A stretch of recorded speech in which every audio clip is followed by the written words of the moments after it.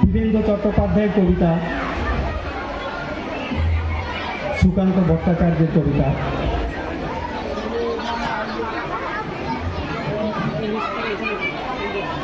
সলিল চৌধুরীর কবিতা, এই চারটি কবিতার অংশ নিয়ে একটি কলাজ।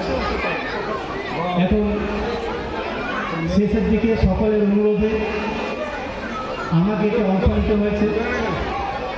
বয়স বাড়ার জন্য আমরা হয়তো আর ঠিকমতো মুখস্থ করতে পারছি না, হয়তো কখনো দেখতে হতে পারে, তার জন্য আগে থেকে মাপ চেয়ে নিচ্ছি। আমাদের দুটি ছোট্ট পড়ুয়া, তাদেরকে অংশগ্রহণ করার জন্য আমাকে এখানে আসতে হয়েছে এই কবিতা কলাজে।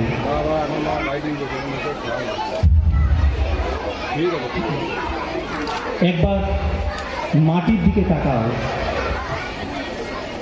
একবার মানুষের দিকে। রাত এখনো শেষ হয়নি, অন্ধকার তোমার বুকের উপর কঠিন পাথরের মতো, তুমি নিঃশ্বাস নিতে পারছো না। মাথার উপর ভয়ঙ্কর এক কালো আকাশ এখনো বাঘের মতো থাবা উঁচিয়ে বসে আছে। তুমি যেভাবে পারো এই পাথরটাকে সরিয়ে দাও, আর আকাশের ভয়ঙ্করকে শান্ত কণ্ঠে জানিয়ে দাও তুমি ভয় পাওনি। মাটি তো আগুনের মতো হবে যদি তুমি ফসল ফলাতে না জানো, যদি তুমি বৃষ্টি আনার মন্ত্র ভুলে যাও, স্বদেশ তোমার তাহলে মরুভূমি। যে গান গাইতে জানে না, যখন প্রলয় আসে সে বোবা ও অন্ধ হয়ে যায়। তুমি মাটির দিকে তাকাও, সে প্রতীক্ষা করছে, তুমি মানুষের হাত ধরো, সে কিছু বলতে চায়।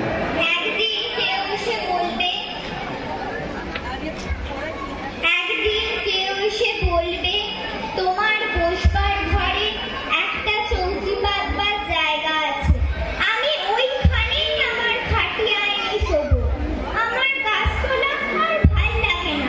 একদিন কেউ এসে বলবে তোমার ভাতের থালা থেকে আমি 3 গ্লাস তুলে নেব, কারণ আমার কোনো থালাই নেই। আমার অনাহার এক হেমির মতন ধিক ধিক করে চলছে, আর আমার ভাল লাগে না। গাড়ি বারান্দার তোলা থেকে ধুলো মাখা 3টে বাচ্চা ছুটে এসে বলবে, ওগো আমরা বাসি রুটি চাই না, পাঁচ দয়া চাই না, আমাদের ছাই রঙের হাফ প্যান্ট আর সাদা শার্ট পরিয়ে চুল আঁচড়ে দাও, আমাদের গায়ে তুলে দিয়ে বলো সাবধানে আমরাও স্কুলে যাব। একদিন কয়লা খনির অন্ধকার থেকে উঠে আসবে একজন কালো রঙের মানুষ। সে অবাক হয়ে বলবে, এ কি আমার জন্য শস্য বানের কেন? আমায় নিয়ে আমি গেছিলুম গভীর থেকে আরো গভীরে, আমি ফিরিনি, কিন্তু তোমাদের জন্য আগুন এসেছে আমার নামে। তোমরা কেন নাম রাখোনি শহরের রাস্তায়? তবে এসব রাস্তা কাদের নামে? তাদের তো ঠিক না। একদিন ধান খেতে কাদা জল মেখে দাঁড়ানো একজন মানুষ নিজের চেয়ে আরো অনেক লম্বা হয়ে উঠে গোলা তুলে বলবে, তোমরা যারা কোনোদিন কাদা জল মাখোনি, মাটিতে শোনোনি কোনো আওয়াজ, জানো না ঘাম রক্ত উৎকণ্ঠায় সবুজ হয় সোনালি, সেই তোমরাই শস্য নিয়ে রাহাজানি করো আর আমার সন্তানদের উপবাস। তোমাদের লজ্জা করে না?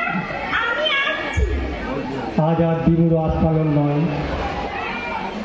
দিগন্তে প্রত্যাসন্ন সর্বনাশের ঝড়। আজকের নৈস্তব্ধ হোক যুদ্ধারম্ভের স্বীকৃতি। দুহাতে বাজাও প্রতিশোধের উন্মত্ত দামামা, প্রার্থনা করো হে জীবন, হে যুগ সন্ধিকালের চেতনা, আজকে শক্তি দাও, যুগ যুগ বাঞ্ছিত দুর্দমনীয় শক্তি। মনে আর প্রাণে দাও শীতের শেষের তুষার গোলানো উত্তাপ। টুকরো টুকরো করে ছেড়ো তোমার অন্যায় আর ভীরুতার কলঙ্কিত কাহিনী। শোষক আর শাসকের মিলিত নিষ্ঠুরতার বিরুদ্ধে একত্রিত হোক আমাদের সংহতি। তা যদি না হয়, মাথার উপর ভয়ঙ্কর বিপদ নামুক, ঝড়ে বন্যায় ভাঙুক ঘর। তা যদি না হয়, বুঝবো তুমি তো মানুষ নও, গোপনে গোপনে দেশদ্রোহীর পতাকা বও। ভারতবর্ষ দেয়নি মাটি, দেয়নি জল, দেয়নি তোমার মুখেতে অন্ন, বাহুতে বল। পূর্বপুরুষ অনুপস্থিত রক্তে তাই ভারতবর্ষে আজকে তোমার নেই কোথায়।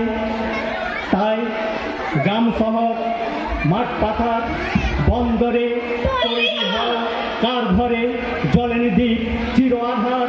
তৈরি হও কার বাসার জোটেনি দুধ শুকনো মুখ।